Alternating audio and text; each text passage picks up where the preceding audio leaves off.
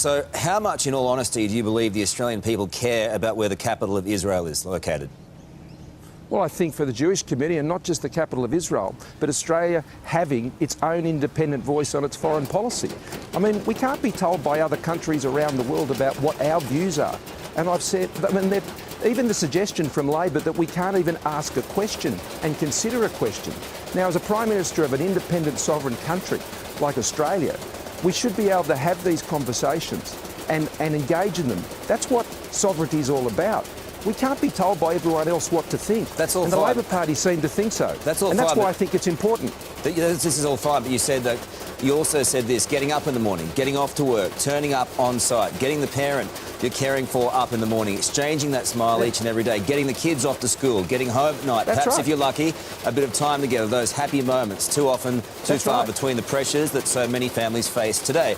How much pressure do you think does the Australian family, when they're trying to make ends meet, trying to pay bills, how much do you think they feel about where the Australian embassy should be located, in Tel Aviv or Jerusalem? Well, again, I'll give you the same answer. They care about Australia having its own sovereign foreign policy, but they care about unemployment coming down to 5%. They care about small business taxes coming down to 25%. Dave, Carl, I focused on all of these things, which is what Prime Ministers have to do. They've got to deal with the knocks and the things that come at you each day. They've got to deal with the criticisms, and they've got to deal with the things that pop up, which are out of our control. But a Prime Minister who believes, as I do, that we have our... Well, because I think it's an important question of sovereignty for Australia. And this is the point. I don't think Australians care. I think Australians care about power bills. They care about the price of petrol. They care about their kids' education. They're the things they care about, not where the embassy is in Israel. Well, I'm acting on all of those issues you just mentioned as well, Carl, on electricity prices, on petrol prices, on all of these things.